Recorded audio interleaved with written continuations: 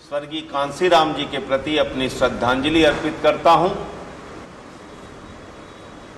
बहन कुमारी मायावती जी ने आज कहा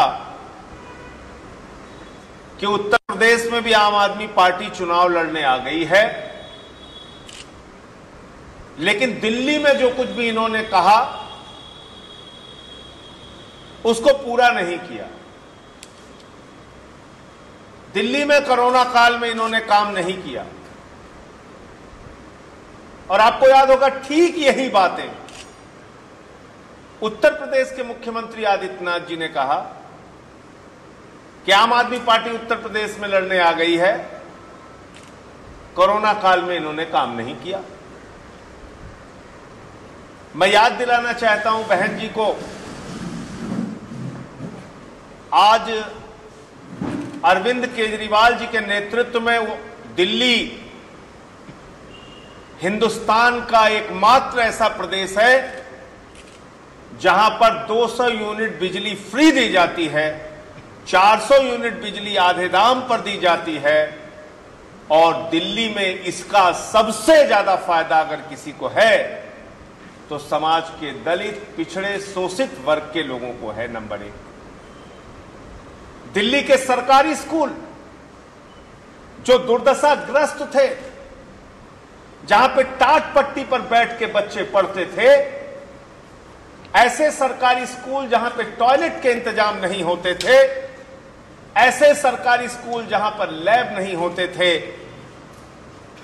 ऐसे सरकारी स्कूलों में आज एयर कंडीशन कमरे बनवाने का काम, स्विमिंग पूल का निर्माण कराने का काम, एथलीट और हॉकी के ग्राउंड बनाने का काम,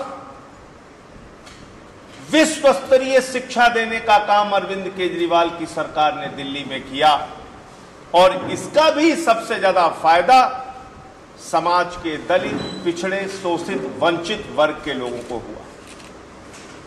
दिल्ली की सरकार ने अरविंद केजरीवाल जी के नेतृत्व में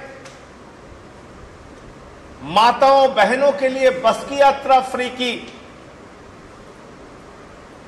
और पहले जाकर पूछ लीजिए,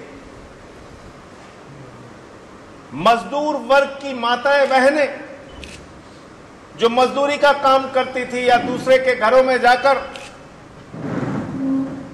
काम करती थी, उनका महीने का 1000-1500 रुपए सिर्फ और सिर्फ बस के किराए में खर्च होता था। एक ऑटो वाले की बेटी, एक रिक्शे वाले की बेटी, एक झुग्गी में रहने वाले की बेटी स्कूल और कॉलेज अगर उसको बस से जाना पड़ता था तो बाप को अपनी जेब देखनी पड़ती थी कि किराए का इंतजाम है कि नहीं है, बेटी हमारी कॉलेज बस से जा पाएगी या पैदल जाना पड़ेगा। केजरीवाल जी की सरकार ने माताओं बहनों के लिए बस की यात्रा जब फ्री की तो सबसे ज्यादा इसका फायदा समाज के गरीब तबके को, शोषित, वंचित, दलित, पिछड़े समाज के लोगों को। दिल्ली की सरकार स्वास्थ्य के क्षेत्र में मोहल्ला क्लिनिक का निर्माण करती है, 200 तरह की जांच वहां फ्री होती है, अल्ट्रासाउंड फ्री होता है, दवा फ्री होती है, इलाज फ्री होता है। 30 दिन के बाद अगर ऑपरेशन की डेट मिल रही हो तो सरकारी अस्पतालों के बजाय प्राइवेट हॉस्पिटल में आप ऑपरेशन करा लो, पैसा केजरीवाल जी की सरकार देती है। इसका भी सबसे ज्यादा फायदा समाज के वंचित वर्ग को, शोषित वर्ग को, गरीब तबके को हुआ।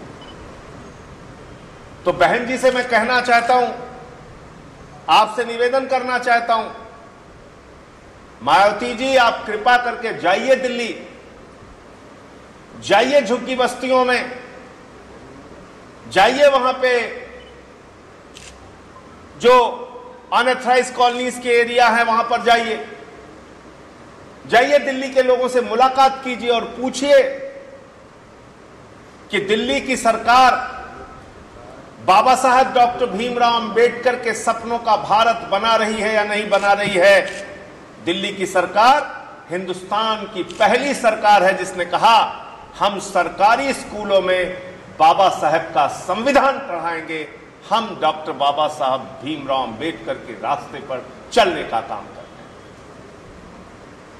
हम सरकारी स्कूलों में संविधान की शिक्षा दे रहे हैं, देश की पहली सरकार है। लेकिन बहुत अफसोस हुआ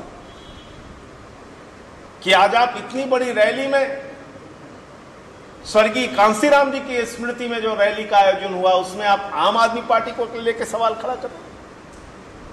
आम आदमी पार्टी जो बाबा साहब के सपनों का भारत बनाने के लिए काम कर रही है, आम आदमी पार्टी जो बाबा साहब के सपनों को पूरा करने का काम कर रही है, आम आदमी पार्टी जो बाबा साहब का संविधान सरकारी स्कूलों में पढ़ाने का फैसला लेती है और समाज के वंचित, शोषित, दलित वर्ग के लिए, पिछड़े वर्ग के लिए काम करती है, आप उस पर सवाल उठा रहे हैं। जाइए और दिल्ली के केजरीवाल मॉडल को देखिए, उसका अध्ययन कीजिए, तब सवाल खड़ा कीजिए।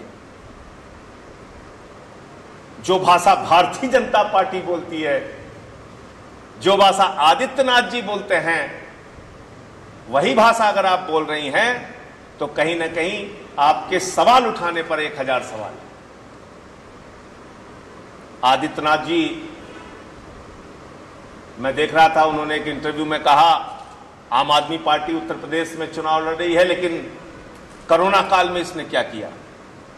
उत्तर प्रदेश, बिहार के लोगों को वहां से निकलना पड़ा। ऐसे झूठे और निराधार आरोप सिर्फ भारतीय जनता पार्टी के नेता लगा सकते हैं। आदित्यनाथ जी को मैं कहना चाहता हूं,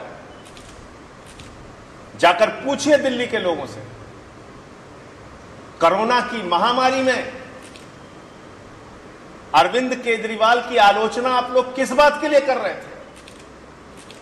अरविंद केजरीवाल को टारगेट किस लिए किया जा रहा था? अरविंद केजरीवाल के खिलाफ कोई मुद्दा भारतीय जनता पार्टी के पास नहीं था।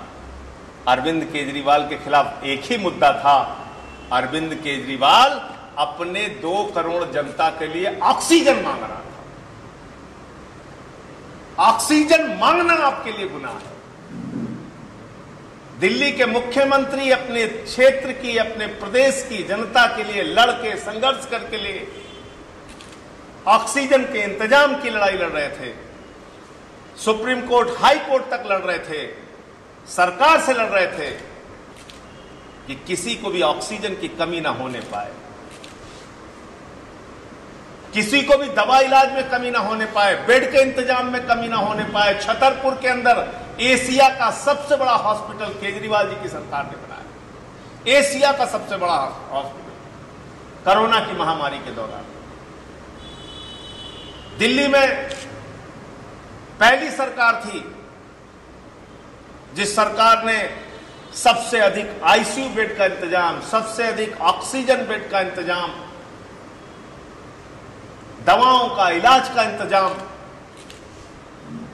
सरकार की ओर से कार्यकर्ताओं को निर्देश केजरीवाल जी की तरफ से कि लगे रहना, एक एक व्यक्ति की मदद करना। हम लोग दिन रात सोए नहीं, लगातार लोगों के लिए काम करते रहे। और आपको बिना सिर पैर के आरोप, बिना सिर पैर की बात है।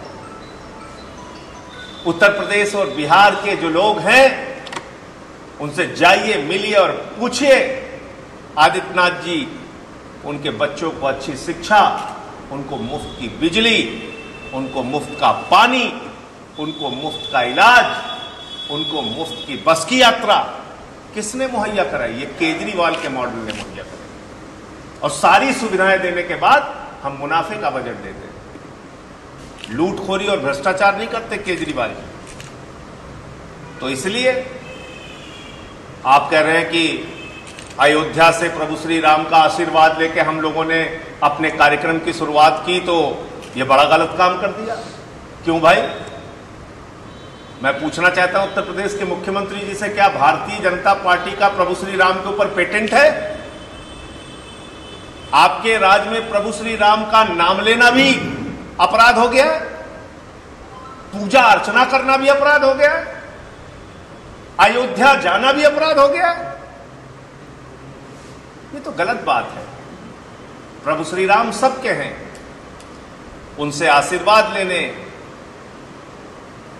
उनसे प्रार्थना करने, उनके सामने मत्था टेकने एक बार नहीं बार बार जाएंगे। आपसे किसी प्रमाण पत्र की जरूरत नहीं है, क्योंकि भारतीय जनता पार्टी वो पार्टी है जो प्रभु श्री राम के नाम पे 2 करोड़ की जमीन 18.5 करोड़ में खरीदती है। भारतीय जनता पार्टी वो पार्टी है जिसके ऊपर चंदा चोरी का आरोप है। भाजपाइयों को पहले चंदा चोरी पर जवाब देना चाहिए कि प्रभु श्री राम के मंदिर निर्माण के नाम पर उन्होंने चंदा चोरी क्यों की। हम पर सवाल उठाने से पहले अपने गिरेबान में झांकी है। तो मैं सिर्फ इतना कहना चाहता हूं कि आम आदमी पार्टी समाज के वंचित, शोषित, दलित, पिछड़े समाज के गरीब तबके के साथ पहले दिन से खड़ी थी, खड़ी है और खड़ी रहेगी। हम उनके हितों के लिए लगातार काम करते रहे हैं, करते रहेंगे और बाबा साहब डॉक्टर भीमराव अंबेडकर के सपनों का भारत बनाने के